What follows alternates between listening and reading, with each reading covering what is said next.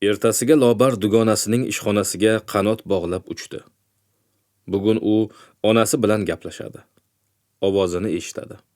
Vatandan, yaqinlaridan yiroqda yashash naqadar qiyinligini, o'tgan ishlarni inson unuta bilishi va hayotni qayta izga tushirishi lozimligini aytadi. Supermarket har doimgidek gavjum edi. Lobar Zilolaning bo'lmasida 1 soatlar o'tirdi. Televizorda Chechenistondagi qo'poruvchilik harakati va Rossiya qo'shinlarining Grozniy egallashi haqidagi xabarlar berildi. Lobar Shomilni o'yladi. Balki rostdan ham uni terrorchilarga aloqadorlikda gumon qilishgandir. Agar Shomil ishi shu taxlit tus olgan bo'lsa, Lobarga ham, Anna Sergeyevnaga ham qiyin kechadi. Sirli dala hovlida yashaganlardan ikkovi tirik qolishgan. Demak, 2 ayol haqida qandaydir xabarlar tarqalib bo'lgan. Balki shaxsni aniqlash ishlari olib borilayotgandir. Balki aniqlab bo'lib, kuzatib yurishgandir. Lobar televizor qarshisida ko'p o'tira olmadi. Yuragi sanchib, o'rnidan turdi. Do'konni aylangan kishi bo'lib, tashqariga chiqdi. Moskva ulkan ajdahodek oftobda tovlanardi. Lobar chuqur-chuqur nafas olib, o'rindiqqa o'tirdi va ko'zlarini yumdi. Musofirlik kechmishlari xayrli xotima topmaydigandek tuyulib seskanib tushdi. Lobar, hayajonda qichqiriq eshitildi. Lobar, tez chop, uydagilaring. Lobar supermarket telefoniga qanday yetib bordi bilmadi. O'pkasi og'ziga tiqilib qichqirdi. Yo'q, qichqirishga o'xshash g'alati nola eshitildi o'ziga. Aya? Lobarjon, yig'lardi onasi. Lobar, qizim, bolaginam, tirikmisan? Xudoga shukr, biz ham yaxshimiz. O'lsin, pul o'lsin, tez qayt bolam. Ziloladan qarz olib bo'lsa ham. Lobarni ko'z yoshlari shoshqator oqdi. Nima deyishni bilmas edi. Onasi bunchalar intizor kutyapti-ya. Shu topda qalbida hech qanday gina qudurat, isnot, gunoh his qilmadi. Sog'inch va armonga o'xshash alam o'rtardi uni. Onasi tinmay gapirdi. O'sha mudhish xabardan so'ng quda anda, ya'ni aka-singil o'rtasida katta janjal bo'lganini, Lobarni ko'rpa to'shagu buyumlarini ko'chaga otishganini, Ma'rufni otasi ichib mashina tagida qolib o'lganini, janozasiga bormaganini. Lobar ko'p gapira olmadi. Gunohim yo'q, dedi. Keyingi erimdan katta pul meros qoldi. Pullarni jo'nataman. Samarqanddan hovli oling. Go'shakni qo'yganida terlab ketgan edi. Iloyim, musofirchilik tugagani rost bo'lsin, dedi o'ziga o'zi. O'sha kuni Zilolalarnikida mehmon bo'lib qoldi. Anna Sergeyevna go'yo o'yindan chiqqan jonsiz odamga aylangandi. Lobar undan ruxsat so'rab ham o'tirmadi. Dugonasinikida qolayotganini telefondan aytdi xolos. Ammo ertalab kutilmagan voqea yuz berdi. Lobar mezbonlar bilan xayrlashib, Anna Sergeyevnanikiga yo'l oldi. Damog'i choq edi. Birinchi eri Ma'ruf ishlayotgan oshxonaga kirmoqchi ham bo'ldi. Biroq hali erta. Avval pullarni jo'natib olay, degan fikr uni to'xtatdi. Anna Sergeyevna eshikni ochavermagach, Lobar qattiq taqillatdi. Tovoni bilan tepdi ham. Tashqariga chiqqandir, deb o'yladi. Lekin shubha-gumonlar bo'roni yopirilib keldi. U pullarni olib, mamlakatning chekka bir shaharchasiga jo'navorganmikan? Axir odati bor-ku. Qo'shni eshigi ochilib, naynov ayolning boshi ko'rindi. Siz Zinamisiz? Men Lobarman. Shu yerda Anna Sergeyevnanikida yashayman. Qirg'izistondansiz, shundaymi? Hech hamda. Lobar ezma qo'shnini jerkib berdi. Ko'rmayapsizmi o'zbek ekanligimni? Bo'pti, ishondim, deya qo'shni ayol kalit uzatdi. Anna Sergeyevna tashlab ketdi. O'zbekistonlik Lobarga ber dedi. Rostdan ham Lobar ekanligingizni bilish uchun sinovchan savollar berdim. Agarda Lobar bo'lmaganingizda ham hech narsa o'g'irlay olmas edingiz, chunki uy bo'm-bo'sh. Nega bo'm-bo'sh bo'lar ekan? Lobarni boshidan oyog'igacha muzladi. Anna Sergeyevna ketdi, dedi qo'shni ayol oyog'iga shippak ilib. Endi u bu yerda yashamaydi. To'g'risi, yashay olmaydi boyaqish. Lobar jon holatda qulfga kalit soldi. Eshikni emas, tobut qopqog'ini ochgandek bo'ldi. Rostdan ham uy bo'm-bo'sh edi. Polda keraksiz gazeta parchalari-yu butilkalar yotardi. Lobarni tugunidan ham, pullaridan ham nom-nishon qolmagandi. Qayerga ketdi? Qayerga ketdi u? Qichqirdi Lobar. Men qayoqdan bilay? Naynov ayol ko'zoynagini ko'tarib qo'ydi. Balki xat tashlab ketgandir. Lobar atrofga telbalarcha alang-jalang boqdi. Darhaqiqat, deraza oynasiga bir parcha qog'oz yopishib turardi. Lobar yulqib oldi-yu o'qidi. Lobar, 12-oziq-ovqat do'konida meni kut. Ahmoq, bir og'iz aytsa bo'lmaydimi? Xatda uchrashuv vaqti yozilmagandi. Lobar eshikni qulflab ko'chaga otildi. Uydan sal narida oziq-ovqat do'koni joylashgan edi. Raqamiga qaradi. 12-do'kon. Qachon keladi? Qachongacha kutaman? Ishqilib pullarni bersin-da. Xayolidan kechirdi Lobar. Do'konda Anna Sergeyevnaning qorasi ham ko'rinmasdi. Lobar yo'lning narigi tomoniga o'tib, bekat o'rindig'iga o'tirdi va ko'chani zimdan kuzata boshladi. Hali zamon Anna Sergeyevna ko'rinsa, chopib borib yoqasidan tutadigan vajohati bor edi. Oradan 1 soat o'tdi. Do'konga odamlar kiryapti, chiqyapti, ammo shumxotindan darak yo'q. Shunda Lobar do'kondorga e'tibor qaratdi. Anna Sergeyevna unga nimadir tayinlagan bo'lishi mumkin-ku. Shuning uchun uchrashuv vaqtini yozmagandir. Lobar do'konga qaytib kirdi. Xaridor savdo qilib bo'lgach, sotuvchi unga savolanamiz tikildi. Lobar tutilib qoldi. Men shu atrofda yashayman. Bilasizmi, qanday tushuntirsam ekan? Shu yerda meni bir ayol kutishi kerak edi. Mabodo sizga hech narsa demaganmi? Yo'q, hech kim hech narsa demadi. Kechirasiz, o'sha ayol meni tanirmikan? Qaydam? Istasangiz kutib o'tiring. Lobar eshik oldida kuta boshladi. O'tgan ketganlarni barchasi notanish chehralar edi. Yarim soatdan so'ng Lobarni oyog'i toliqdi. Kun bo'yi kutishga majburligini tushunib, ruhi battar cho'kdi. Do'kondagi telefon jiringladi. Sotuvchi go'shakni ko'tardi. Bir zum tinglagach, Lobarni chaqirdi. Sizni telefonga. Lobar go'shakni qulog'iga shoshib tutdi. Surpriz deb o'ylama jonginam, dedi Anna Sergeyevna. Hammasi tabiiy, taqdir taqozosi. Qayerdasiz? Cho'rt kesdi Lobar. Hozir uni asablari falsafiy gaplarni ko'taradigan ahvolda emasdi.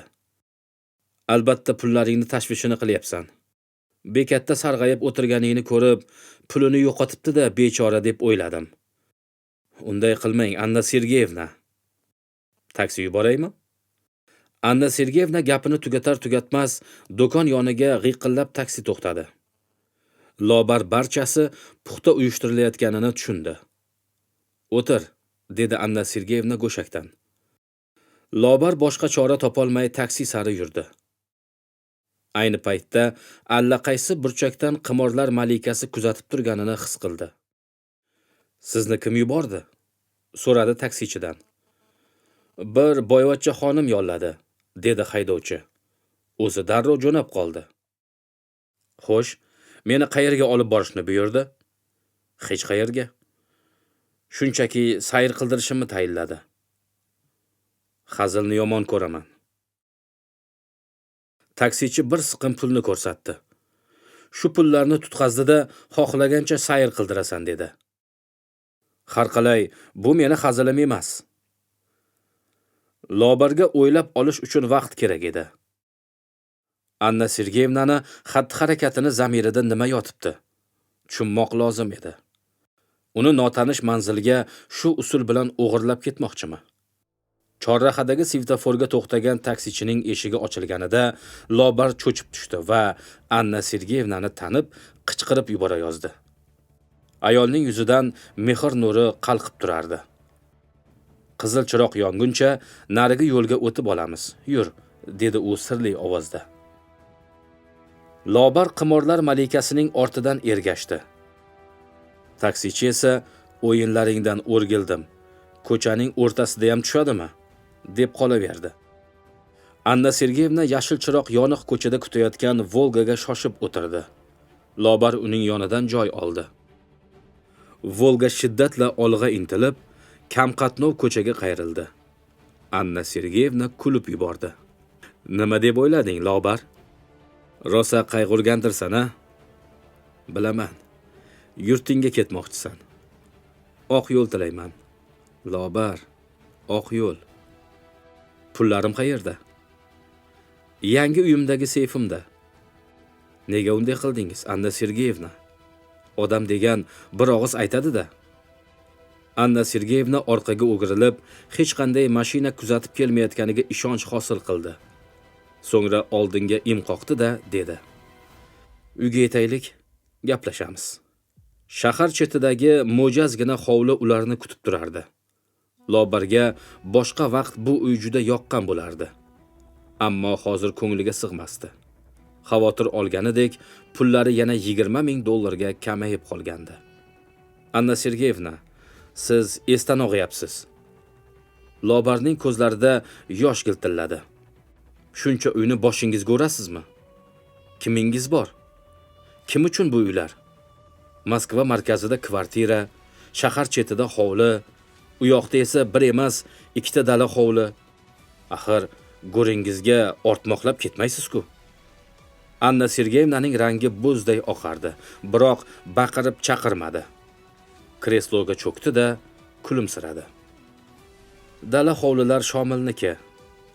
Balerina Annaning kvartirasi esa sotiladi. Endi u, ya'ni men umrbod shu hovlidan chiqmayman. Qo'rqma, pullaringni kvartiramni sotganda beraman. Agar yana qichqirsang, kvartiramni 1000 dollarga sotaman. Senga 500, menga 500. Yig'lab orsang kerak-a? Psixiatrga ko'rinishingiz lozim, Anna Sergeyevna. Shomilni dardida miyasi suyilyapti deb o'ylasang, adashasan. Hatto opera ham endi bir tiyin. Bilib qo'y. Qachondir men tentak bo'lib o'lsam, boshimga qarta yetgan bo'ladi. Oddiy qarta o'yinlari emas, qora qarta raqsi. Xuddi shu afsungarona o'yinni bilgan chechen kampir ham oxirida jinnilikdan qazo qilgan edi. Boshida senga aytmaganimni boisi ishonmagandim. Qara, men sekin-asta esdan og'yapman. Bundan chiqdi, bir kun kelib sen ham shu kasallikdan ketasan. Nafasingizni yel olsin. Lobar shunday deya o'zining yangi xonasiga kirib, eshigini qarsillatib yopdi. Keyingi kunlarda Lobar bankdan pul yuborish bilan shug'ullandi. Oxiri uning qo'lida 2000 dollar qoldi xolos. Zilola va Tagmat ham ishdan bo'shadilar. Moskvadagi so'nggi kun edi. Zilola dedi: Lobar, Ma'ruf akaga uchrashib ketmaysanmi? Xo'p, uchrashaman.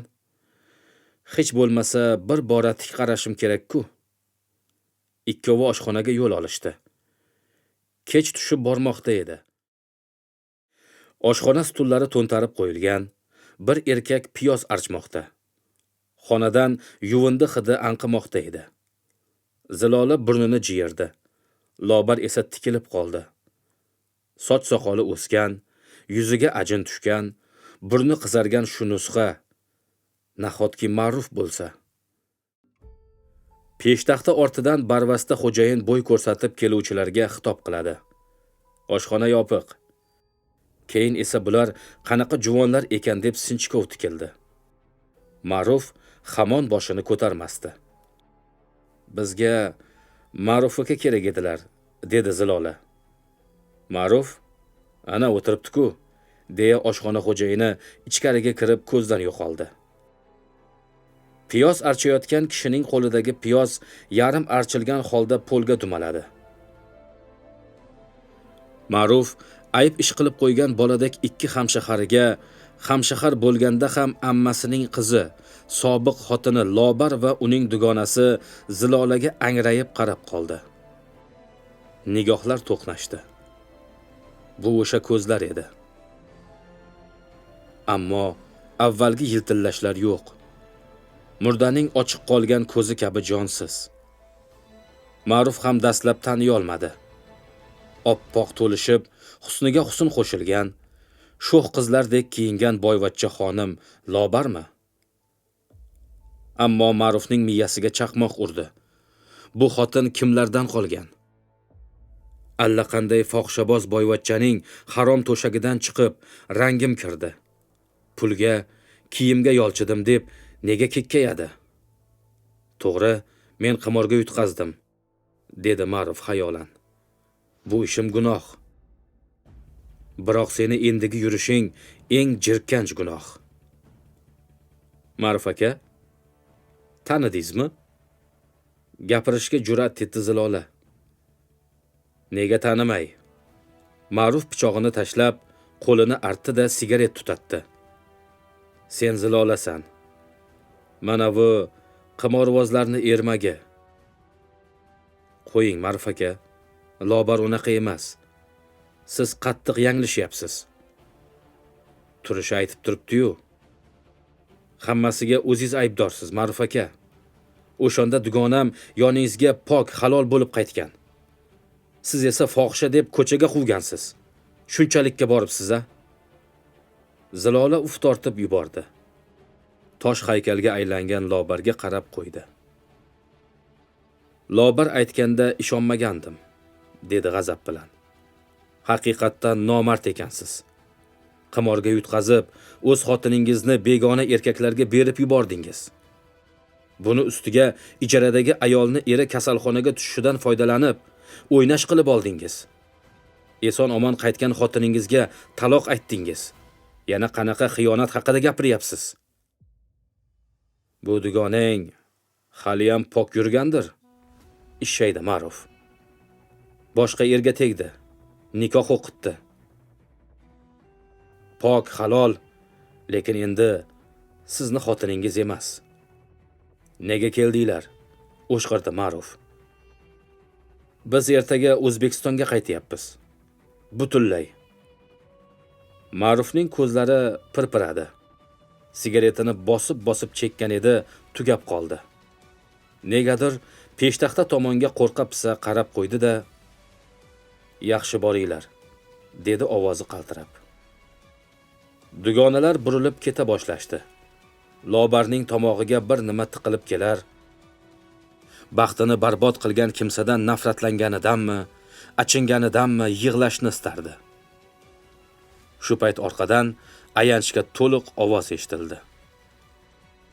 Zilola, men anchadan beri ketolmayapman. Pulim yo'q. Iltimos, qarz berib tur. Yo'l puli qilaman.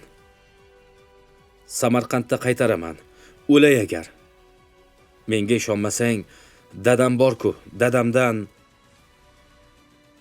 Lobar sumkachasini ochib, 4 ta 100 talik dollarni dugonasiga uzatdi. U bilmaydimi, dadasi vafot etgan-ku, deb pichirladi Zilola. Omonat gapni aytib qo'y, Zilol, dedi Lobar. Savob bo'ladi. Xayol o'tmay ishxonadan erkak kishining o'kirib yig'lashi eshitildi. Qo'shni oshxonadagilar vinodan qarzi ko'paygan xizmatkorni xotini kelib uryaptimi yoki xo'jayinimi deya bahslasha boshlashdi. Kechasi Lobar Anna Sergeyevna bilan ham xayrlashdi. Samolyotga kechikmaslik uchun yo'l taraddudini boshlaganida Anna Sergeyevna uyg'onib, mag'zun tikilib o'tirardi. Nihoyat hamma buyumlar yig'ishtirilgach, bir daqiqa sukut saqlashdi. So'ng quchoqlashdilar. Ikkovi ham yig'ladi. Qarindosh urug'larni shunchalik sog'inganmisan? Dedi Anna Sergeyevna. Ta'riflashga til ojiz. Nega? Nega birovlarni sog'inasan-a? Kuyundi uy sohibasi. Vatanni sog'inmay yashab bo'ladimi? Dedi Lobar va og'ir sumkalarni ko'tardi. Taksi aeroportga keldi. Lobar xotirjam ko'rinsa-da, Xudodan omonlik tilab iltijo qilib borardi. Samolyotga chiqish, eson-omon havoga ko'tarilish keyingi vaqtlarda tushlariga ham kirardi. Zilola va Tagmat ham katta sumkalar bilan kelib qolishdi. Ko'p o'tmay samolyotga chiqish boshlandi. Lobarning yuragi gup-gup urar, oyoqda zo'rg'a turar edi. Hozir yoki militsionerlar biz bilan yurishingizga to'g'ri keladi deb qolsa, Lobar hushidan ketishi aniq edi.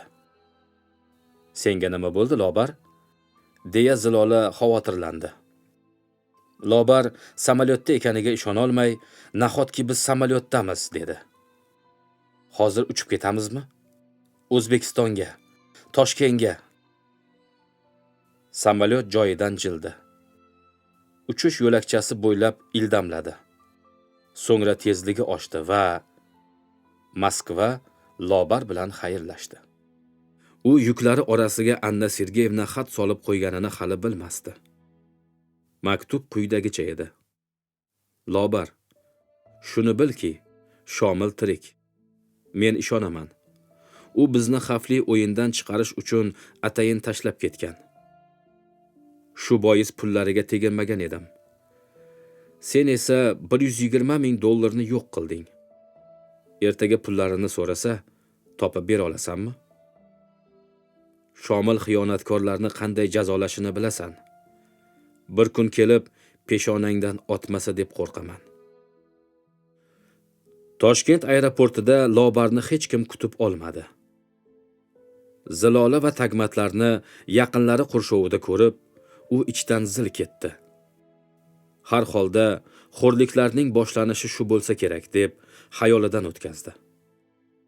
Ammo tog'a, jiyan, amakilari fohishasan deya toshbo'ron qilmasligini o'zi ham bir baxt edi unga. Tagmatning dadasi buyurtma qilgan mikroavtobusda joy bo'lishiga qaramay, Lobar ularni taklifini rad etdi. Erkaklar zimdan qarab qo'yayotganday tuyuldi. Zilolaga ko'rsatilayotgan hurmat, izzat ham Lobarni ko'ksini alamli jizillatardi. Shu topda men yuborgan pullarga onam mahalladan uy olganmikan? Pullarim nima bo'ldi ekan deb o'ylab qoldi. Aeroportdan bir yo'la Samarqandgacha borishni aytganda, taksichi ikkilandi. Lobar uni qo'liga $100 tutqazib amr qildi. Haydang mashinangizni. Ortiqcha vaqtim yo'q. Shundan so'ng Lobarni yurak hovuri biroz bosildi. Toshkentdan Samarqandgacha xayollar qurshovida keldi. Aslida u xayolparast emasdi. Hozirgi paytlari hayotning o'zi o'ylashga majbur etayotgandi. Mana, onasi o'zgarmagan. Keyin qarindoshlar kelishdi. Qiz juvonlar hol ahvol so'rashib, gap avzoyi Ma'rufga va Lobarni ikkinchi turmushiga burildi. Hamma Ma'rufni yomonlardi. Piyonista bo'lib qolganini, rus xotin boshida yong'oq chaqayotganini eshitib, battar bo'lsin deya vag'ir-vug'ir ko'tarishardi. Lobarni dollarlari, kiyim-kechagi, ayniqsa brilliant uzugi ba'zilarni xushini uchirdi. Endi nima qilasan? Uy izlaysanmi? Mashina ham olasan-da? Qabiladagi gaplar ko'chagacha eshitilardi. Lobar orqavarotdan ig'vo qilishganini, nafratlanishganini eshitib yurdi-yu, axiri barchasiga qo'l siltadi. It xurar, karvon o'tar dedi o'ziga o'zi. Shularga asabiylashib, erta qarib kasal bo'laymi? Hechamda bir marta beriladigan hayotni gashtini men ham surayda endi. Shundan keyin u haydovchilikka o'qidi. Birinchi chiqqan tikolardan birini oldi. Shaharni boshqa chetidan hovli xarid qilib, buzdirib tashladi-da, yangi imorat qurdirdi. Yarim yildan so'ng Lobar uyi va mashinasi bor, go'zal va yosh juvon sifatida tillarga tushdi. Qo'lini so'rab keluvchi erkaklarning qadami uzilmasdi. Lobar birortasiga rozi bo'lmay o'ziga o'xshash dugonalari bilan yallo qilib yuraverdi. Biron erkakdan sovchi kelsa, onasi qiyin qistovga olardi. Bir necha kun ko'chaga chiqarmay qo'yardi. Biroq Lobarni avvalgidek bo'ysuntirib bo'lmadi. Buzg'unchilik qilyapmanmi? deb gap qaytarardi u. Nima bo'lsam, o'zlarining majburan bergan o'sha itni kasofatiga bo'ldi. Yana shunaqa bo'lsin deyapsizlarmi? Yo'q. Endi men ersiz o'taman. Rossiyadan jo'natilgan dollarlarning oxiri ko'rinib qolgandi. Lobar tayinli bir ishni boshini tutish kerakligini tushundi. O'sha paytlarda Toshkentdagi Otchopar bozoridan buyum olib kelish urfga kirgan edi. Lobar shahar buyum bozoridan do'kon sotib oldi va Toshkentdan mol keltira boshladi. Sotuvchilikka bir ayolni taklif qildi. Lobarning yangi ishi omadli keldi. Uning puli yana ko'paya boshladi. "Sen balosan", dedi bir kuni Zilola. "Bu ketishingda oyiga 2-3 ming dollar ishlab qo'yasan. Rossiyaga, Turkiyaga borib ishlashga hojat qolmaydi." Dollari ham qursin", dedi Lobar yurakdan o'kinib. Bir kun kelib hammasiga kallam bilan javob bermasam go'rga edi. Axir jinoiy ish qilayotganing yo'q-ku. Jinoyatni qilib bo'lganman, Zilol. Moskvada ikkinchi erimni o'ldirib ketishgan degandim. Biroq uni o'lganiga shubhalanyapman. So'ng portlash yuz bergan. Yong'in chiqqan. O'lganlar orasida faqat bir murdani shaxsini aniq qila olmaganlar. Men bilan ona bola tutingan Anna Sergeyevna avvaliga kuyib ketgan murda Shomil deb juda qayg'urdi. Keyinchalik o'z-o'zidan umid paydo bo'ldi va Shomil tirik, ko'nglim sezyapti deb aljiray boshladi. Shomil og'ani juda yaxshi bilaman. Abjar, aqlli, ustamon kishi. Shunday inson nahotki o'zini tirikligi haqida ma'lumot bera olmaydi. Nega u meni tashlab qochadi? Shularni o'ylab, u o'lgan degan qat'iy qarorga keldim. Hech kimga aytmasang, yana bir sirni ochaman. Bu sirni eshitsang, Shomil og'ani o'lganiga sen ham ishonasan. Fojiadan so'ng men dala hovliga borib, pol tagidan dollar to'ldirilgan diplomatni chiqarib oldim.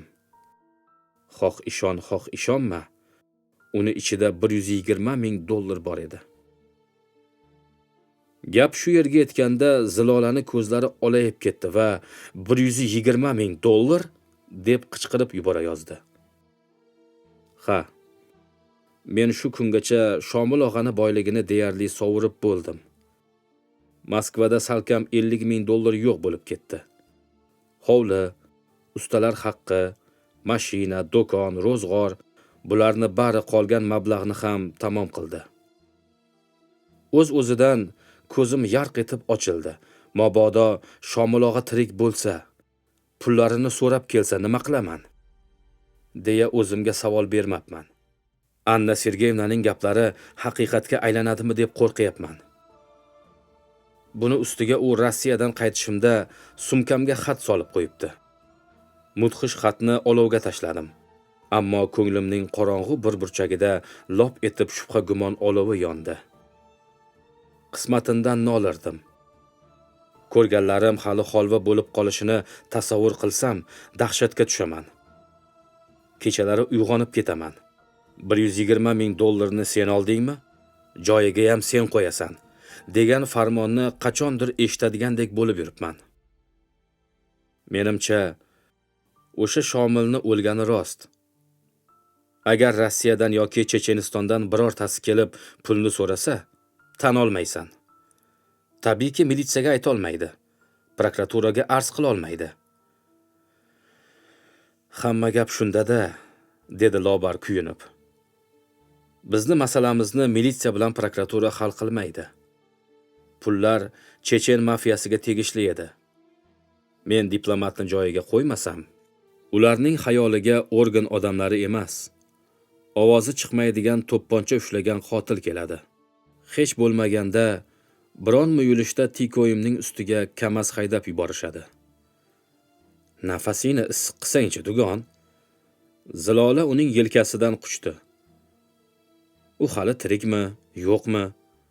Tirik bo'lsa balki yoningga kelib yashar. Axir kim bo'lsa ham ering-ku. Yo'q. Undan ko'nglim sovidi. Qo'rqaman endi. Menga qara, Lobar. Ja kambag'al emassan-ku. Savdoying avj olsa, uncha-muncha to'plab qo'yasan. Mashinangni, hovlingni sotasan. Senda ham til bor.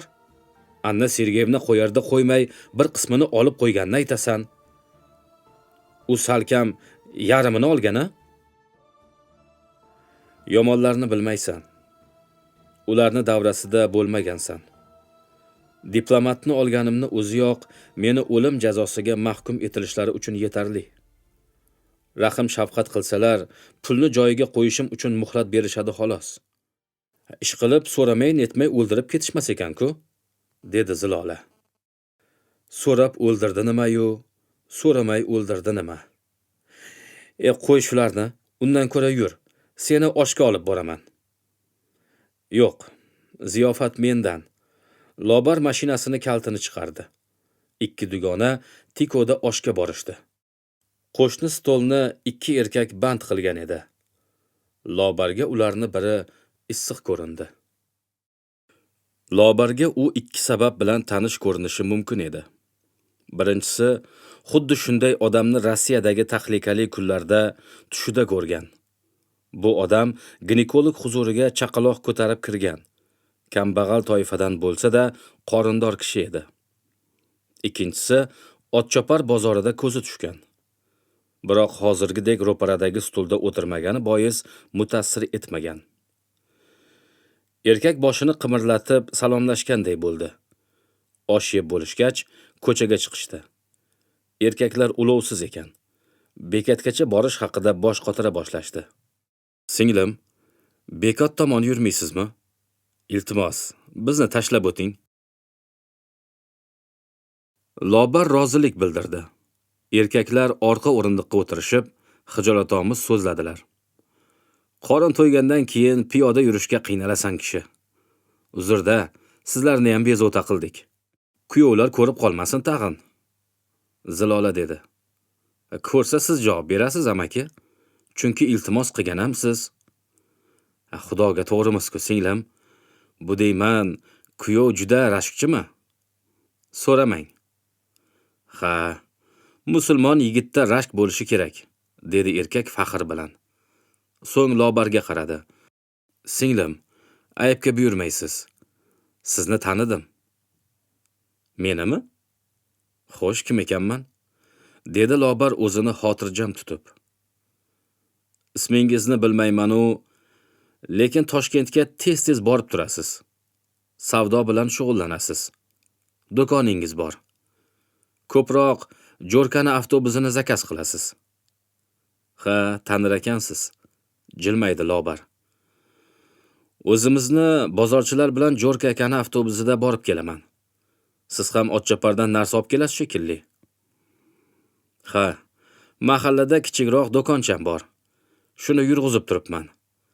Ko'proq mikroavtobusda boraman. Bir insofli yigitga qo'shniman. Avtobus narxini oladi. Agar xolasangiz, sostavimizga qo'shilishingiz mumkin. Menimcha, sizga mikroavtobus qulay. Nima dedingiz? Ko'ramiz. Mujmal javob berdi Lobar. Mana telefon raqamim. Erkak mashinadan tushayotib qog'oz tutdi. Ismim Abdulla. Muallimchilikdan ham ozroq xabardorman. Savdogar bo'lib ketdim deng. Xo'p, mayli, deb Lobar erkaklar bilan samimiy xayrlashdi. O'sha kundan so'ng negadir Abdulla akani o'ylaydigan bo'ldi. Tanimasdan necha oylar avval tushiga chaqaloq ko'tarib kirgan bu odamni biror karomati yo'qmikin? Navbatdagi savdo safarida Abdulla aka quyuq so'rashdi. Yuklarini avtobusga chiqarishib qo'ydi. O'zlarini mikroavtobusi qulayligini bot-bot uqtirdi. Qaysidir kuni u Lobarni do'koniga kirib, gazlama to'plamlarini sanayotgan Go'zalga duch keldi. "Tanimabman", dedi Abdulla aka. "Juda o'zgarib ketibsiz." Lobar bir haftadan buyon go'zallik saloniga qatnayotgan edi. Natijasini Abdulla akani og'zidan eshitib yurakdan sevindi. Ikkovi do'kon ichkarisida ancha suhbatlashishdi. Nimqorong'i go'shadan chiqishga shoshilmayotganlari o'zlarigagina ma'lum edi. Abdulla aka o'tli nigohlarini uzmasdan gapirar, Lobar esa atayin uyalibgina qarab qo'yardi. Abdulla aka oddiy o'qituvchidan chiqqan mayda savdogar edi. Onda-sonda ichib, maishat qilib turar, goho qimor ham o'ynardi. Shu topda u qarshisida qimorlar malikasi Anna Sergeyevnaning shogirdi, O'rta Osiyoda tengi yo'q qimorboz ayol o'tirganligini xayoliga ham keltirmay dedi. "Qartadagi damaga o'xshar ekansiz." Lobar g'alati bo'lib ketdi. U qartani eslatganlarni yomon ko'rardi. "Abdulla aka", dedi shunda ham xiyol kulimsirab. "Bugun atir sepib, poson bo'lib olibsiz. Yangam hidingizdan axtarib kelib qolmasin." "Astag'firulloh. Rostdan ham shunaqa bo'lsa bormi? Hammani yuragi yorilardi." "Nega?" "U o'lgan", dedi Abdulla aka do'ppisini olib o'ynar ekan. "Mozordan chiqib kelgan odamdan hamma qo'rqadi-da axir." "Hazilingiz qursin. Marhumni shunday gapiradimi odam?" Qisqasi, tizzasiga shapatiladi Abdulla aka. "Shanba kuni Toshkentga ketamiz. Mehmonxonani zo'rlari bor. Mikroavtobus esa yakshanba kuni 10larda bozorda bo'ladi. Rozimisiz? Toshkentga faqat bozor uchun borilmaydi-ku. Mundoq aylanishimiz ham kerak, shundaymi?" "Qayerlarni aylantirasiz?" Abdulla akaning yuzidan ter quyilmoqda edi. Dastro'moli bilan artar ekan, ko'zlari chaqnab, hamma joyni", deb takrorladi. Lobar nega 25 yosh katta odamga rozilik bildirganiga o'zi ham hayron edi.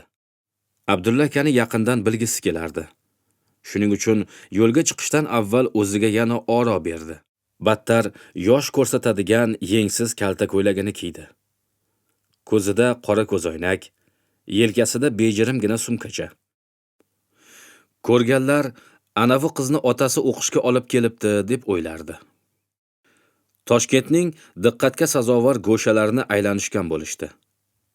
Abdulla akani charchab qolgani nafas olishidan ham sezilardi. "Restoranga boraylik", dedi u. Taksi ularni restorandan 10 qadam nariga tushirdi. Abdulla aka ko'p qavatli uy sari boshlarkan, "Avval sumkalarimizni qo'yib chiqaylik", dedi. Kvartira eshigini ko'hlikkina ayol ochdi. Keldingizmi?" deya qo'l yetar joyda turgan kalitni olib uzatdi. Abdulla aka zinaning chap tomonidagi eshikni ochib, Lobarni taklif etdi. Shinam bezatilgan 2 xonali uy oshiq-ma'shuqlarga muntazir edi. "Kalitni eski tanishlardek oldingiz", deya Lobar divanga o'tirdi. "Mabodo u kishi yaqiningiz emasmi?" Abdulla aka beixtiyor Lobarning ochiq tizzalariga qarab yutinib qo'ydi-da, "Yo'q, uni binoyidek eri bor", dedi. "Men shunchaki bozorda tanishib qolganman. Kvartiradan yordam qilaman degan. Avvaldan yordam qilib kelayotganga o'xshaydi."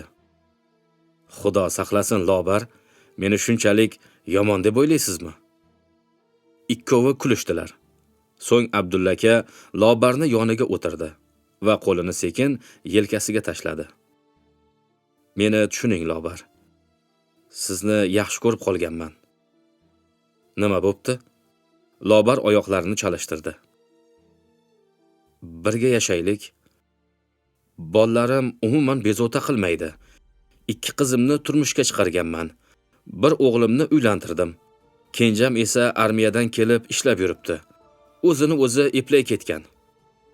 "Voy bu, shu gapni aytish uchun Toshkentga olib keldingizmi?" "Roziligingiz kerak." Abdulla aka ikkinchi qo'lini juvonning beliga yubordi. Lobar sapchib turdi. Sizdan kutmagandim. Meni yengiltek ayol deb o'ylashingizni bilganimda. Lobar, rozilik so'rayapman xolos. Siz bilan bu yerda tunab qolmayman. Niyatingiz yomon. Bo'pti, o'zimga boshqa joy topaman. Lekin hozir biroz dam olib, restoranga tushamiz. Lobar yotoqxonaga kirib, ko'zgu qarshisiga o'tirdi. Nimadir o'ylab topish haqida bosh qotirdi. Semiz odam, tag'in qon bosimi oshib ketmasin deya tashvish ham chekdi. Restoran oldida mashinalar ancha ko'payib qolgandi. Ular burchakdagi stolni band etishdi. Shirin vino buyurishdi. Ikki xil ovqat yeb, 4 soatlar chamasi o'tirishdi. Abdulla aka bo'kib qolgan odamdek harsillab nafas olardi. Ketdik, dedi Lobar. Zinadan yuqoriga ko'tarilishayotganda Abdulla aka yuz berishi mumkin bo'lgan holatni oldini olib so'zladi. Endi gap bunday. Kvartira 2 xonali. Demak, ikkimizga ham yetadi. Hurmatingizni biling-da, Abdulla aka, dedi Lobar jo'rttaga. Sobiq o'qituvchi javoban nimadir deb g'o'ldiradi, ammo Lobar tushunmadi. Har kim o'z yotog'iga kirib, to'shagiga cho'zildi. Vino ta'sirida Lobarning boshi guvullardi. Bir vaqt eshik taqilladi. Lobar chiroqni yoqib eshikni ochdi. Qiziq ekansiz, dedi Abdulla aka. Men bilan Toshkentga kelib, bir sutka yonimda yurishga rozi bo'ldingizmi? Ishona olmayapman. Ishonishingiz shart emas. Menga turmushga chiqing, Lobar. Xo'p, faqat nikoh o'qilganidan so'ng. Shunisiga ham shukr. Siz nima deb o'ylagandingiz? Erkaklar. Toshkentdan qaytgach Abdulla aka sovchi yubordi. Hafta oxirida Lobarni yangi xonadonga uzatib ketishdi. Biroq ko'p o'tmay xotin boshqa uyga, Lobarnikiga ko'chib o'tishdi va savdo ishlarini jadallashtirib yuborishdi. Tanigan bilganlar borki, Lobardan beso'noqay erkakka turmushga chiqqanini sababini so'rashardi. Tayinli javob olishmagach, o'zlaricha turli taxminlar to'qishar edi.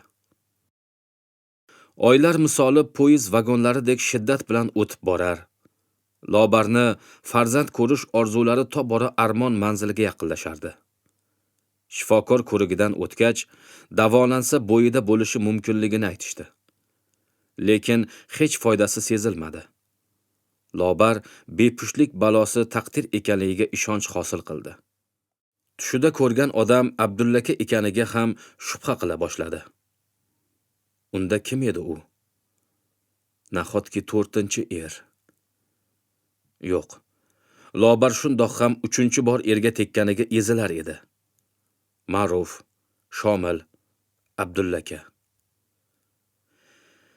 Peshonam qursin, derdi ba'zan. Abdulla aka 10-15 yildan so'ng qariydi. Unga bir narsa bo'lsa, men 30-35 yoshlarda beva qolamanmi? Befarzandman, yana turmush qurishimga to'g'ri keladimi? Abdulla aka yomon odam emasdi. Biroq xotinbozlik odati sezilib turardi. Kimlarningdir xotinini, o'ynashlarini, Yevropa islohotxonalarini gapirib qolardi.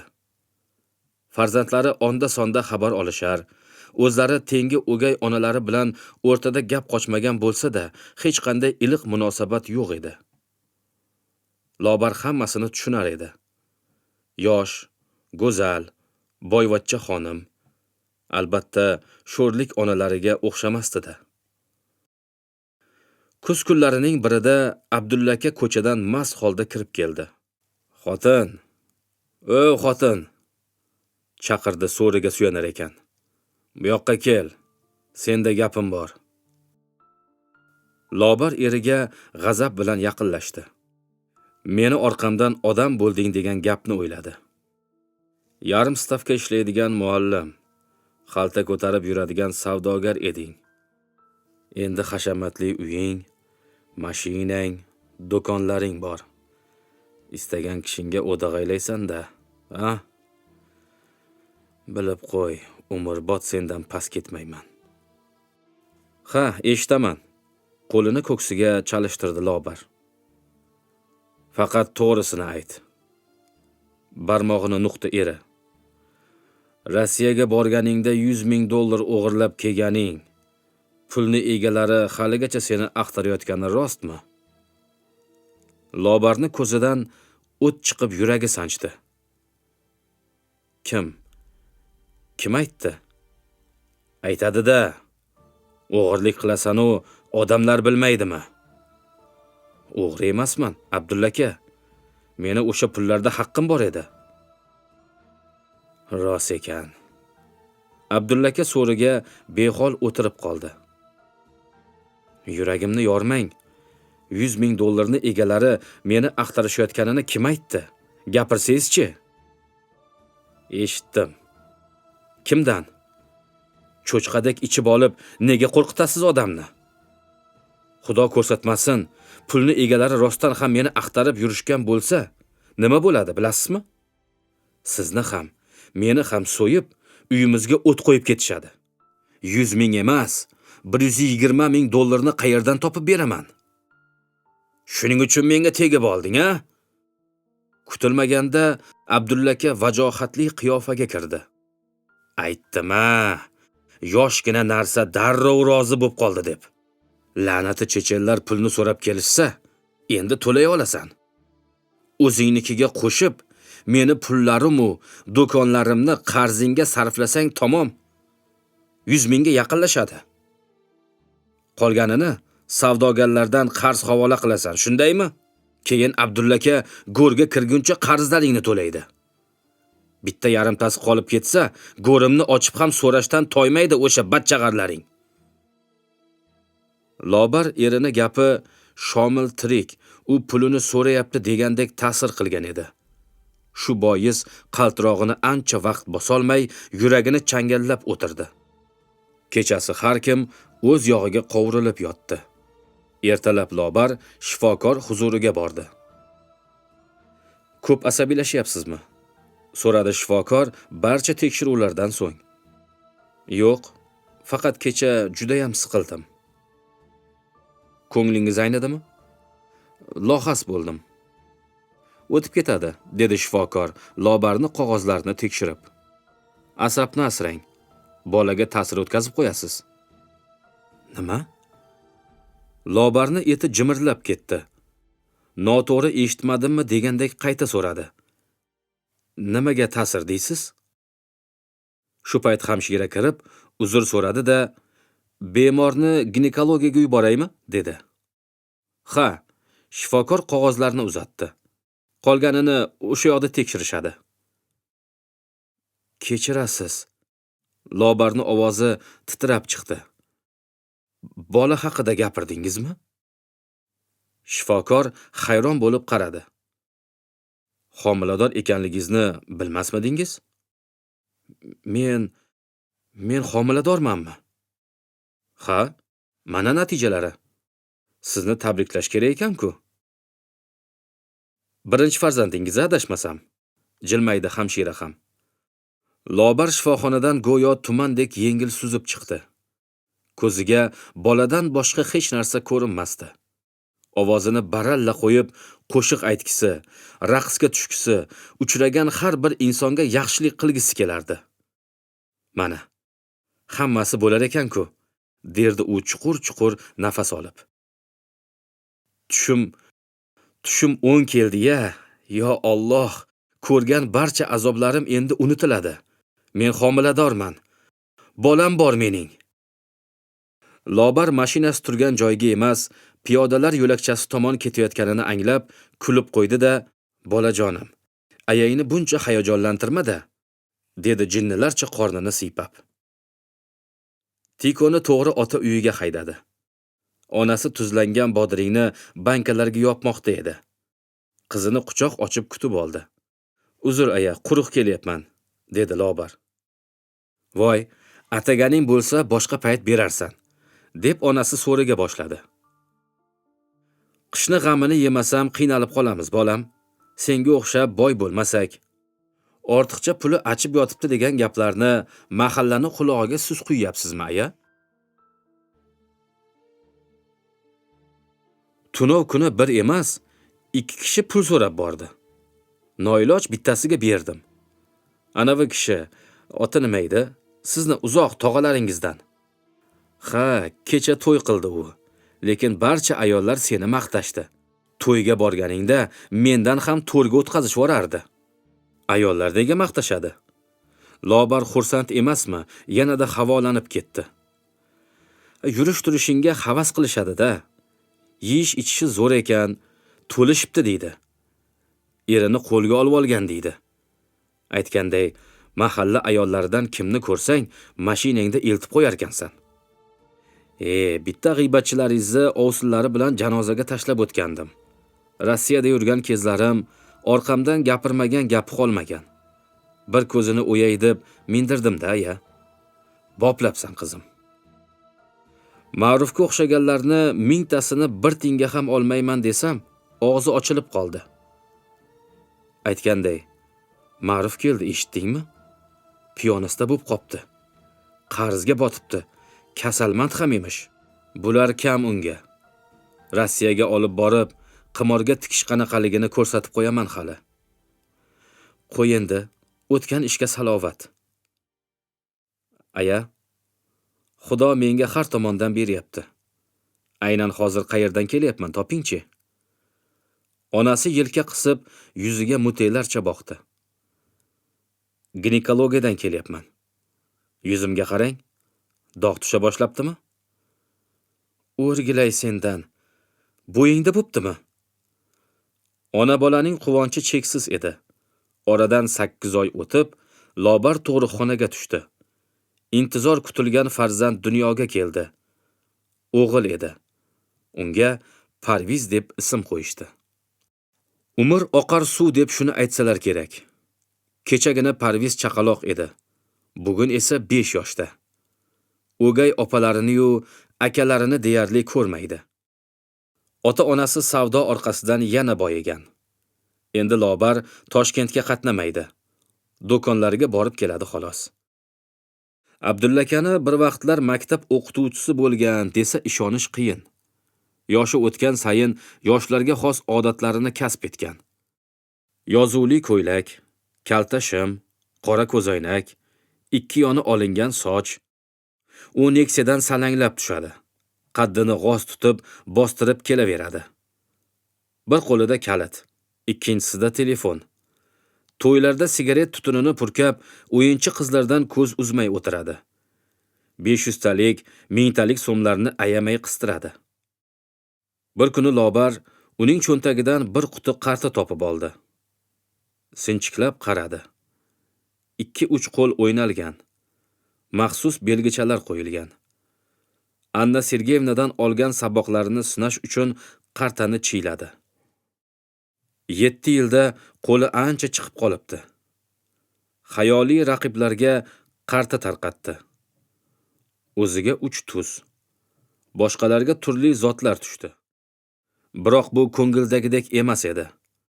Lobar qaytadan chiyladi. Havoga qorib-qorib aralashtirdi. Garmon ham chaldi. Nihoyat aql hushni o'g'irlovchi qartalar har bir raqibga tarqatildi. Qimorbozlar bunday qo'llarga hamyondagi borini tikishga rozi bo'ladi. To'xta. O'ziga o'zi gapirdi Lobar. Qartalar Abdullakani cho'ntagida nima qilib yuribdi? Maishatparast bo'lib qolganini bilaman.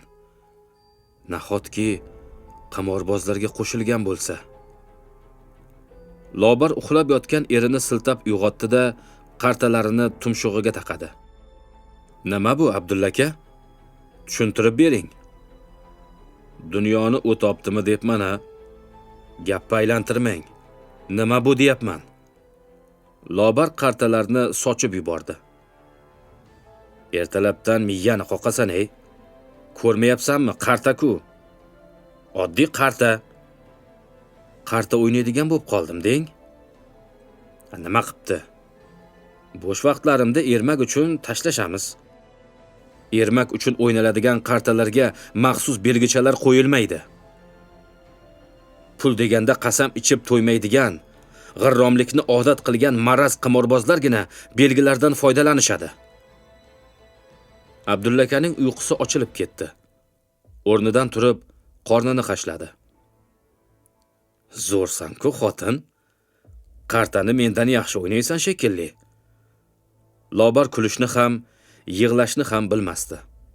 Shu odam o'zini qarta o'yinchisi hisoblab, qimor o'ynab yuribdimi? Lobar bilgan narsalarni 100 dan birini, yo'q, 1000 dan birini bilarmikan? Qani ko'rsat belgilarini, dedi Abdullaka qartalardan birini olib tomosha qilar ekan. Qarta kimniki? So'radi Lobar. Oshnamniki? Shunga ota go'ri qozixonami? Faqat to'g'risini ayting. Qancha yutqazdingiz? Og'zi kuygan qatiqni ham puflab ichar deganlaridek, Lobarni hozirgi xavotirini Abdullaka o'zicha tushundi. Qo'rqma, seni yutqazganim yo'q. Lobarni rangi murdanikidek oqarib, tili bir zum kalimaga kelmadi. Qancha? 4-5 ta. 4-5 millionmi? Nima jinni bo'lganmisan? 400 ming yutqizdim. Zamon qaytma qayt. Ertaga men yutaman. Shu bilan guldir go'p. Endi ayt, yaramas qayerga belgi qo'ygan ekan? Ko'zni kattaroq ochish kerak. Lobar qarta naqshlari orasini ko'rsatdi. Naqsh ichidagi qizil chiziq, tuz. Bu nuqtalar 7. Bular esa toppon, chillik, g'isht, qarg'alarni anglatuvchi belgilar. Bir qarashda qartani o'z naqshi deb o'ylaysan-a? Siz va sizga o'xshagan laqmalar shunday o'ylaydi. Yutgan paytlarim ham ko'p bo'lgan. Laqmadan olib laqmaga tiqma. Ogohlantirib qo'yay. Agar yana qimor o'ynasangiz, bu uydan ketasiz. O'rnimga kimni olib kelasan? Piyanista tog'avachchangnimi yoki go'rda yotgan chechenimi? Marhumlarga til tekkizish odatingiz ekan. Shomilni o'lganiga esa shukr qilmaysiz.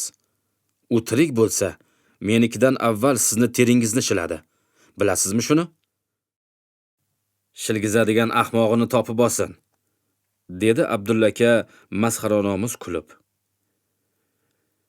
Keyingi vaqtlarda qimorni dastidan oilada tez-tez janjal bo'la boshladi. Abdullaka qanchalik yashirmasin, uni qimor o'ynayotganini Lobar sezardi. Buning ustiga Lobarga qarashli do'konlarda savdo surati pasayib, xodimlar tez-tez almasha boshladi. Ishning boshida shaxsan na Lobar, na Abdullaka turardi. Daromad kamaygani yaqqol sezilib qoldi. Bozor yonidan qurilgan bir necha qavatli savdo markazidan joy ololmadilar. Bunga pul ham, hafsala ham topisholmadi. Bu ketishda bizni bozordan surib chiqarishadi, dedi Lobar. Tashvishlanma, dedi Abdullaka bo'yinbog'ini bog'lar ekan. Yaqinda o'sha savdo markazidan bir emas, 2 ta xonani qo'lga kiritaman. Ishonaver, xotinjon. Lotereyadan yutasizmi? Bu biznes. Ko'ramiz kuchingizni. O'shanda Lobar nega shubhalanmadi? Keyinchalik hayron bo'lib yurdi. Abdullaka katta mablag'ni qayerdan olishni rejalashtirgan edi. Yana lotereyadan yutasizmi deb so'rabdi-ya. Bor budini qimorga tikish darajasida tubanlashgan shaxs bu safar ham yostiqdoshi bo'lib chiqishiga ishonmagan edi. Tong sahar Lobar darvoza qo'ng'irog'i chalinishidan uyg'ondi. Abdullaka bo'sh qop kabi shalvirab turar. Salqigan qovoqlari, ma'nosiz nigohlari, osilgan lablari adoyi tomon bo'lganidan darak berar edi. Bir-biriga so'zsiz tikilib turishdi. Lobar hammasini tushundi. Mashina qani? Ketdi, dedi Abdullaka. Naqd summadanchi? 3,5 million. Do'konlardan qaysi birini tikdingiz? Hammasini, deya Abdulla aka lab burib qo'ydi. Go'yo bu bilan do'konlar ketsa ketibdi-da demoqchidek edi. Hovli, men, o'g'lim moldek yutqazildikmi? Abdulla aka miq etib og'iz ocholmadi. Lobar yillar davomida to'planib kelgan nafratini, qimorbozlardan jirkanishini ifoda etib, erini yuziga tufladi. Bunday haqoratni kutmagan Abdulla aka tok urgandek sapchib tushdi. Sen hali qarta o'yna olaman deb yuribsanmi? Mana senga. Lobarni ketma-ket chapaloqlariga javoban eri ojiz qoldi. Mana, bir chekkada sassiq savdogar bo'lib yurganding. Endi sen ham meni qimorga tikadigan bo'ldingmi? Bolam uchun, uyim uchun, do'konlarim uchun. Lobar erini yuz ko'zini timdalab, bir tutam sochini yulib ham oldi. Abdulla aka qonga bo'yaldi. Joni qimorbozlarni emas, xotinining qo'lida ekanligini tushundi. Do'konlarni va hovlini sotishga rozi bo'lmasa tamom. Abdulla akani ajali shu. Dadamni urmang. Aya, aya. Nogahon qichqiriq Lobarni o'ziga keltirdi. Parviz yig'lab yolvorardi. Ko'zlarida qo'rquv, rahm, ojizlik mujassamligini ko'rib Lobar insofga keldi. Hozirgina miyasida charx urayotgan erimni haydab yuboraman, mol-mulk mening nomimda, yutqazganlarini to'lolmay itday xor bo'lsin degan fikrdan voz kechdi. Bitta ikkita qo'shnilar tomoshaga chiqa boshlagan edi. Lobar o'g'lini quchoqlab, eriga yig'lab buyurdi.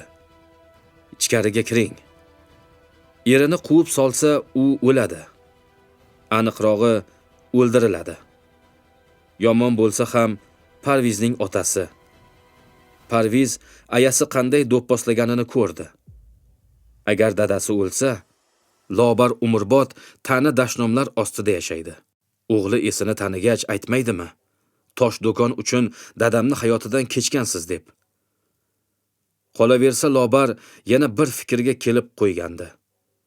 Garchi qaltis harakat bo'lsa-da, u pulni to'lashga eri bilan birga borib, qimorbozlarni o'yinga taklif qilmoqchi edi. Anna Sergeyevna har gal qarta o'rgatayotganda, senga O'rta Osiyoda hech kim bas kela olmaydi deb takrorlashni qo'ymasdi. Hech bo'lmasa, bir marta o'zini haqiqiy qimorda sinab ko'rishga imkon kelgandi. Ham imkon, ham qasos. Do'konlar va molning puli Abdulla aka yutqazgan miqdorga yetmadi. Qarz beradigan odam topilmagach, Lobar dedi. Boriga baraka. Qani yo'l boshlang. Abdulla aka muhlat o'tib borayotgani sabab boshini qaysi devorga urishni bilmay yurgandi. To'satdan xotini tutgan yo'l g'alati tuyuldi. Lobarga tushuna olmadi. Salkam 1 gektar maydonni egallagan dang'illama imoratni yarmida haliyam ustalar ishlab yotardi. Ayvonlardagi bir qator mashinalar orasida o'z Nexia'sini tanigan Lobarni ko'ksidagi qasos alangasi yanada gurilladi. Nega xotiningni ergashtirib kelding? So'radi qimorbozlar sardori. Abdulla akaning o'rniga Lobar javob berdi. Aksincha, uni men ergashtirib keldim. Mana pullar. Yetmaganiga o'zimni baholaysiz. Qimorbozlar shoshib bir-biriga qarashdi. Sardor esa bepisand kulimsiradi. Chakka emassan, dedi u yeb qo'ygudek tikilib. Dangalliging xalitdan allaqayerimni jizillatib yubordi. Eshikdan kirayotganlaringda qulog'imga Abdulla aka yosh xotini bilan kelibdi deya shipshib qo'yishdi. Aks holda seni qizi yoki kelini deb o'ylardim. Bas qilinglar. Abdulla aka ortiq chiday olmadi. Pulni sananglar. Yetmaganiga men jonimni tikaman. Istasanglar 1-2 yil ishlab beraman. Yo'q. Joningni tikaver. Kesatdi keksa qimorbozlardan biri. Bizni sariq chaqasiz qoldirmoqchi bo'lgan polvonni jon berishini, tomosha qilishni bolaligimdan orzu qilaman. Menga qaranglar, dedi Lobar jasurlik bilan. Erini qarzini to'lashga keldi deb o'ylamanglar. Erim yutqazdimi? O'zi to'lasin. Bu pullar esa meniki. Do'konlarimni sotib, yiqqanlarimni taxlab keldim. Men ham gap-gashtaklarda dugonalarim bilan qarta o'ynab ko'rganman. Mana, pulim naqd. Men bilan ham o'ynanglar. Yetmaydi desanglar, hovlimni, o'zimni tikaman. Rozimisizlar? Bunday taklifni eshitgan qimorbozlarni og'izlari ochilib qolishdi. Albatta, Lobarni jamiki boyligi bilan yutib olishni har bir qimorboz jon-jonidan istardi. Biroq hech qaysi biri, hatto eri Abdullaka ham Lobarni super professional darajadagi qartaboz ekanligini bilishmas edi. Abdullaka men rozi emasman deb shovqin ko'targach, ikki barzangi yigit qo'ltig'idan sudrab ketdi. Aytib qo'yay, ayyorona kulimsiradi Sardor. Bu yer ayollar gap-gashdagi emas. Keyin ming dod-voy qilsang ham foydasi yo'q. Sardor qimorbozlardan 3 tasini o'yinga qo'shdi. Samarqanddagi katta boylardan biri kelib qolgandi. U ham qo'shildi. Stol atrofida 6 o'yinchi o'tirardi. Har kimning yonida faqat o'z odami bo'lsin, dedi Lobar va erini chaqirtirdi. Orqa tomonida begona odam turishiga yo'l qo'ymadi. Qartaning 2 qutisini qaytarib yubordi.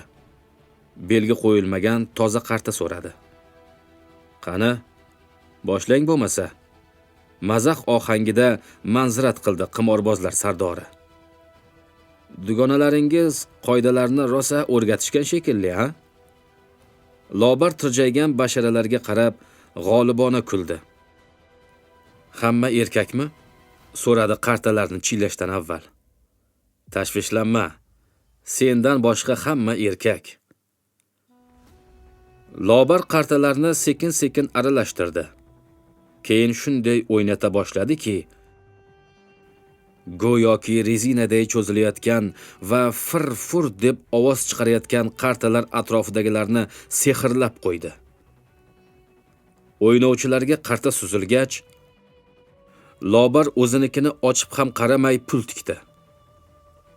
Qimorbozlar jiddiy qiyofaga kirib qolgandi. Hatto Lobarga xavotir aralash o'g'rincha boqib qo'yardilar. Qartanga qarab pul tiksangchi, pichirladi Abdullaka. Peshonasida reza-reza ter paydo bo'lgan edi. Qarash shart emas, dedi Lobar. Keksa qimorboz oppoq mo'ylovini silab, qartalarni teskari tashladi-da, "Men bu ayol bilan o'ynamayman", deb qo'llarini ko'tardi. Boshqalar esa qizishib ketishdi. Natijada birinchi qo'lni o'zidayoq Lobar 9.850.000 so'm yutib oldi. Ikkinchi qo'lda ham ko'zir Lobarga tushdi. Samarqandlik boy damasidan ayrilib o'yindan etak silkidi. 50 ta damasini ijaraga bergansan. O'ynayver, piching qilishdi unga. Qimorbozlar sardori o'rtaga bitta Lasetti, yana 21 million so'm tikdi. Lobar ham hovlisini tikkanligini aytdi. O'yin qoidasi shunday edi. Qimorbozlar galma-gal pul yoki biron nima tikaveradi. Kimda o'rtaga tikadigan narsa qolmasa, qartalarni teskari tashlab, taslim bo'lishga majbur.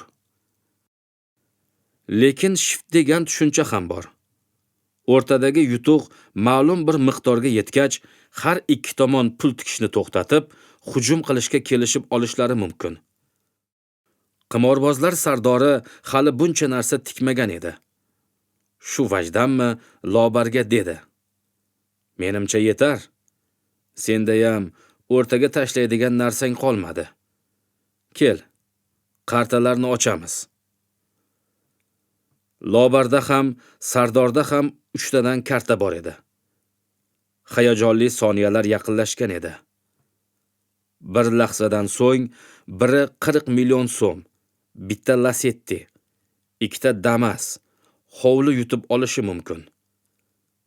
Ayniqsa Abdullakada jon qolmadi. dir-dir titrab, yig'lamoqdan beri bo'lib turardi. Qimorbozlar sardori qartalarni ochganda butun davra "O" deb yubordi. 3 ta 7 ni hamma ko'rdi. Biri zotdor edi. Sardorni quchoqlab o'pib, qiyqira boshlashdi. Abdulla aka esa yig'lar edi. Boyagina umid bor edi-ya. Lobar boshini ko'tarmay o'tirardi. Qo'llari musht bo'lib tukilgan, yelkalari bilinar-bilinmas silkinardi. Abdulla aka nima qilib qo'yding deb baqirish uchun xotini tomon engashgan edi, kulayotganini ko'rib qoldi. Ha, Lobar kulayotgan edi. Axir hali uni qartasi ochilmagan-ku. To'g'ri, 3-7 juda kuchli qo'l. Ammo undan-da kuchli yana bitta qo'l bor. 3 tuz. 3-7 ga qarshi 3 tuzni chiqib qolishi qimor olamida kamdan kam uchrardi. Ehtimol 100 dan 1, 1000 dan 1 holatda. Lobarni kulayotganini boshqalar ham payqadi. Shu asnoda u qartalarni nozik qo'l harakati ila pullar ustiga sochdi. Birin-ketin 3 qarta ochilib tushdi. Va bir lahza dahshatli sukunat cho'kdi. Keksa qimorboz qartalarni ko'rish uchun engashgan joyida qotdi. Sardor va hamtovoqlari tirjaygan holatda lab lujlarini yig'ishtirolmay jonsiz surat bo'lgandilar. Birdan Abdulla akani odamnikiga o'xshamagan bo'kirgani eshitildi. Talshimi? 3 tuz! 3 tuz! Yutdik! Biz yutdik! Uni bir necha daqiqa tinchlantirishning iloji bo'lmadi. Axiri Sardor stolni mushladi. "O'chir ovozingni! Iflos, cho'chqa! Avval qarzingni to'la!" Darvoqe yutuqning ancha-munchasidan voz kechishga to'g'ri keldi. Qimorbozlar sardori eringni qarzini to'la deb stoldan 10 million so'm va Lasetti'ni kalitini olib qo'ydi. Nachora? Davom ettiramizmi? Dedi Lobar. Abdulla aka butkul ozod insonga aylanib, pulni qopga joylay boshladi. Lobar o'z hunarini qayta-qayta namoyish etganidan so'nggina qimorbozlar tan bergan edi. Unga endi hadik va hayqish bilan boqardilar. Keyingi o'yinlar sust bo'ldi. Ko'pi bilan 1 million so'm aylandi.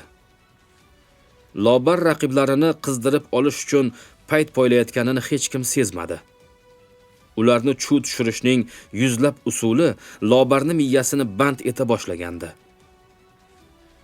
Qarta ishtahasini bunday ochib yuborishini, yangidan yangi yutish usullari miyasiga o'z-o'zidan quyilib kelishini Anna Sergeyevnaga shogird tushgan damlarida hech boshidan kechirmagandi. Go'yo uni ko'rinmas jodugar boshqarardi. Qartabozlardan biri hovliqma edi. Dastlab xuddi shu yigitni oilasini tikishga majbur qildi. Buning uchun Lobar uni qo'liga 2 zotni tushirdi. O'ziniki ham 2 zot edi. Ammo hisob jihatidan yarimta ustun qilib qo'ydi. Yana bir bahona bilan tuzlar 7lar stolidagi qartalar orasida ekanligini, qo'lidagilar oddiyligini jo'rttaga sezdirdi. O'rtaga yana millionlab pullar tikila boshladi va nihoyat xotinini ham tikkanligini ma'lum qildi. Lobar birinchi bo'lib shu hovliqmani uyini kuydirdi. Yuragi dov berganlar bor budidan ayrildilar. O'yin boshlanganini 6-soati Lobar qimorbozlar sardori bilan yuzma-yuz qoldi. Sardorning o'yin bo'layotgan shu hashamatli saroyi va uydagi xotinigina qolgan edi. Saroy o'sha paytdagi narx-navo bo'yicha 50 million, xotin 5 million so'm o'rniga o'tgach, o'yin shiddatli tus oldi. Lobar ham o'rtaga naqd pul tikmay, yutib olgan ayollar va hovlilar, Lasetti va Damaslarini cho'tlab o'ynadi. Mashina va begunoh ayollar qo'ldan qo'lga o'tib turdi. Lobar bir vaqtlar o'z taqdiri Moskvadagi ana shunday qimorda xaschalik qadr-qimmatga ega bo'lmaganini birovlar misolida yaqqol ko'rib turardi. Bir necha soat muqaddam o'zi ham qaltis harakat qildi. Bor budini tikdi. Abdullaka Nexia yana qaytganiga sevinib, uni eshikka yaqin haydab keldi. Qimorbozlar yutqazgan mashinalarni berarmikin deb kalitlariga tamshanib qarab qo'ydi. O'yin oxirlab qolgan edi. Bir tomonda ustalar ishlab yotganiga qaramay, bu badkirdor kimsalar pul ustida tortishib qolishi va Lobarni eri bilan qo'shib gumdon qilishlari mumkin edi. Kech tushib, ustalarning ovozi ham tindi. "Seni kim ekanligingni bilaman", dedi keksa qimorboz. "Afsungar kampirni shogirdisan. Choshgohdan beri o'ylayman. Chechen jodugarini shogirdi Moskvada emasmidi deb." "To'g'ri", dedi Lobar. "Qarta raqsi chechen kampiriga borib taqaladi. Ammo men uni ko'rmaganman. Ustozim boshqa bir oqko'ngil inson edi. Bundan o'rganish kerak." Xirildoq ovozda xitob qildi qimorboz. "Bu o'sha men senlarga aytgan juvon." O'yin to'xtadi. Lobar nima gapirishini puxta o'ylab oyoqqa qalqdi. "Men hunarimni hech kimga o'rgatmayman. Xomtama bo'lmanglar", dedi dona-dona qilib. "Chorasiz qolganim uchun bugun o'ynadim. Bu birinchi va oxirgi o'yinim. Qartani haromligini o'z ko'zim bilan guvoh bo'ldim. Xotinlaring, qizlaring o'zlaringga buyursin. Mashinalaring ham kerak emas. Sizlardan bitta iltimos. Bunaqa ishlarni yig'ishtiringlar. Va hech qayerda men erkakman, qimorni bilaman deb ko'krak kermanglar." Lobar va Abdullaka qopag'on it oldidan ehtiyotlik bilan uzoqlashayotgan kishilardek hovliga sekin chiqishdi. Ustalar orasida Lobarning mahalladoshi ham bor edi. "Lobar opa, xormang", deb qichqirdi. Qimorbozlar nima qilishlarini bilmay turardilar. Nexia darvozadan chiqqach, sardor stullarni devorga otdi. Qartalarni maydalab sochdi. "Uying, mashinang foydaga qoldi-ku", dedi keksa qimorboz. "Ayol bilan o'ynadiga, ayolga yutqizdiga. Pullarni ham tashlab ketmadi-da", afsuslandi biri. Qimorbozlar sardori battar tutaqdi. "O, eshak miya, ayoldan yutqazdik deyapman, ayoldan. Pullaringga qaramadi ham. Ana va Abdullang xaltaga solib oldi. Eshityapsanmi? Erkak, erkak."